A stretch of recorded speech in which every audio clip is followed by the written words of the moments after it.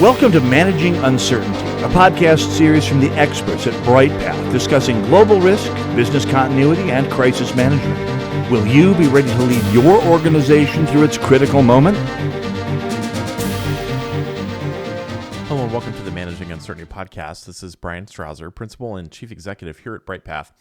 And today I want to talk about one of the things that we hear a lot related to workplace violence, and that is some variation on the statement that, but they're weird and people are scared, and doesn't that mean that this person is dangerous? And what we're talking about here is really evaluating a threat or threat assessment when it comes to unusual behavior or threatening behavior in your workplace.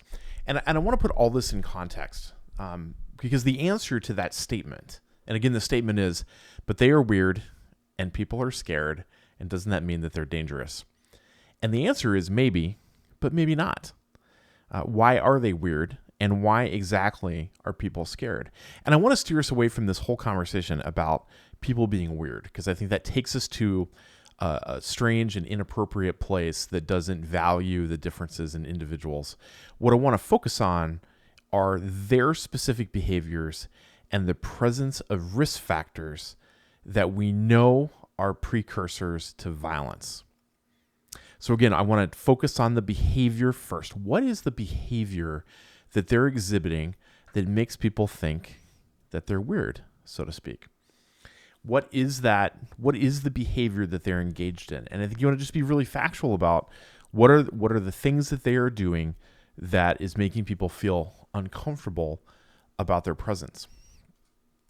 Once we've identified what that behavior is, then we can start thinking about the threat risk factors that are present. And when we're talking about threat risk factors, we're really talking about what are the written or verbal or veiled threats that a person is engaged in that could be a precursor to violence, and then what risk factors might be present there. And it's important as we think about these risk factors that I'm going to walk through in a moment, that the presence of just one risk factor doesn't mean that the individual is dangerous. Most of us, including myself, probably have some one or two or three of these risk factors present because of how I live my life. For example, one of the risk factors is having access to weapons. Well, I have access to weapons. I'm a gun owner. I own knives. I shoot competitively. So those are risk factors that I have access to these weapons. But that presence of that risk factor does not make me a dangerous individual. What we're looking for here is that combination of their behavior that we see as threatening, and the presence of risk factors to understand whether or not this individual is dangerous. And this is just part of what your threat assessment process should look like. Let's talk a little bit about what those threat incident risk factors look like, just some of them. And then you can download for free our Workplace Violence and Threat Management Toolkit and get our full list of threat incident risk factors. And we've also done an episode just on this topic that you can listen to or read the transcript of and get some more detail. But some of the threat risk factors are, when we're talking about employee on employee or student on student violence, we're talking about access to weapons, an individual who's making direct threats or making threats to the subject of the threat instead of doing it indirectly, which is really common. Individuals that have a history of violence that we can see in the record or our research. We can individuals who have engaged in physical violence that we've documented, maybe they had a violent incident at work, or individuals that have had employment problems or a decline in their work performance. This is a common precursor to violence, again, when multiple risk factors are present. When we're talking about a domestic violence incident that has spilled over into the workplace and you're evaluating that, things like harassing communications, phone calls, emails, text messages, a recent relationship issue, a breakup, an increase in frequency or type of violent behavior that has gone on, substance abuse, or a previous track record of violating protection orders for protection, or what we might call a restraining order in some jurisdictions. So these are the kind of risk factors that you're evaluating as you think about an individual's behavior. And so again, we're focusing on What is their behavior that we find threatening or disconcerting that's making coworkers and others uncomfortable? And then we're evaluating that behavior against this set of risk factors to understand, is it dangerous or not?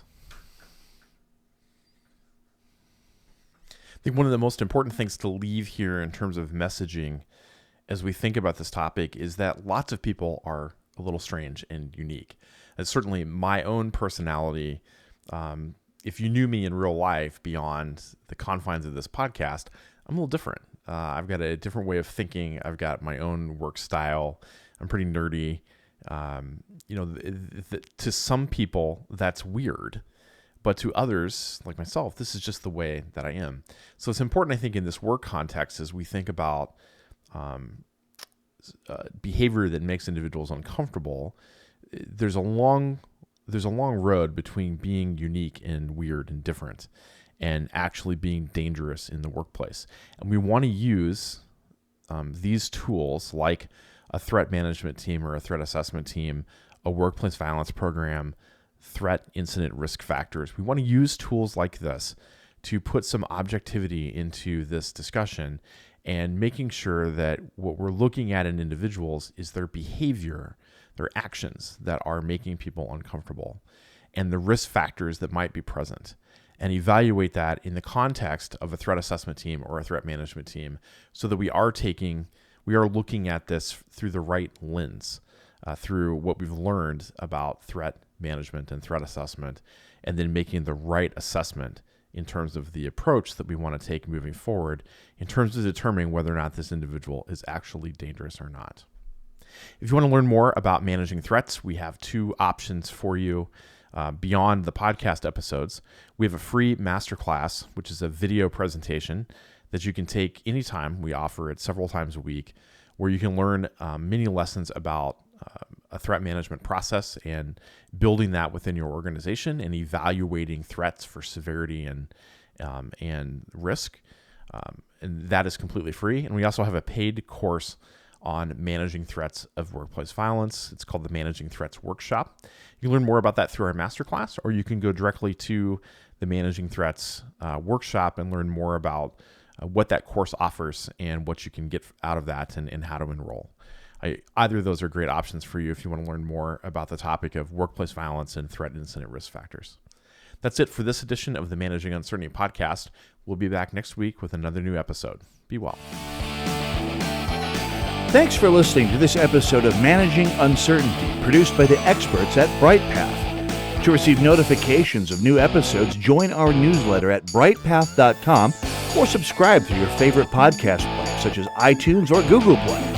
Learn more about the services and trusted advice from Bryghtpath by visiting bryghtpath.com. That's BRYGHTPATH.com.